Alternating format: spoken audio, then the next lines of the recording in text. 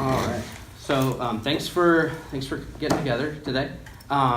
Just wanted to talk about our observation that's coming up soon, and just wanted to hear about your CSTP that you're going to be focusing on, and some of the elements, and just how I can help and moving forward on that. Okay. So what were you thinking of focusing on for the two elements of your CSTP? So there is, basically I want a better understanding of the content. And so 3.1 is to continue to keep things current. And then 3.5 is I want to focus on differentiating for the different levels of learners. Okay, cool. And so what are you envisioning for the lesson itself? How does that look to you?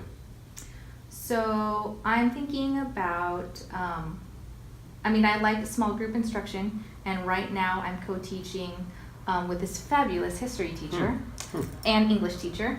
And so I'm thinking that we should split up the content so that we can kind of switch groups, and I'll take half the class and my co-teacher will take half the class, so that instead of one person or two people teaching to 35 kids, there's a small group of like 1 to 17. Okay. And so I'm thinking about like when I cover like the literature, that I would have that small group of 17. Okay, great. Do you ever encounter any challenges with doing that split role? Or do you just see the benefits of it? So for timing, yes. Okay. Because if you think about timing, it takes twice as much time, because instead of doing like one run through with 35 kids, you're doing everything twice, but with smaller groups. Okay. So for timing, that's an issue. Okay. And what about the benefits? 'Cause it sounds like you've done that before, and it sounds like it's very beneficial. What are some of the things that you've seen in the past, how that works well for you? The benefit, so I'm a SPED teacher, and I work with a lot of students who aren't very confident. Maybe they perform lower academically, and so being in a large group, and especially in a group with so many high achievers, they're less willing to share their thoughts or try to answer questions, because there's that fear of people are going to laugh at me, I'm going to get it wrong. Sure. But in a more intimate setting, they are more likely to participate. Okay. So I've seen that. Great. Okay, that makes a lot of sense. So when we do this lesson, what will some of the supports look like, and some of the setup be for some students that have EL or IEP needs? So I want to see what they already know. Let's say we're given a new novel. If they don't know what's going on in that time period, it'll be hard for them to kind of connect with the book and understand what's going on. So like assessing their prior knowledge. And then if I know there's like these holes or these gaps where they don't understand something, then I could provide like small instruction, or just like, here's the background on this before we do something as a group. So maybe it could be like going over certain characters, giving them a better understanding or idea of the character, and then moving forward. Okay, cool.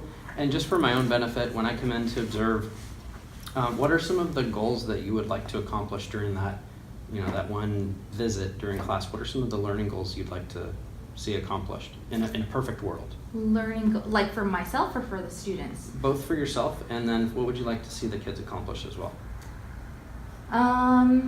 For the students, I want to see them engaged, and I want to see them like making connections to their personal life or like other things that they've seen, because then that really tells me like they're learning, they're applying it.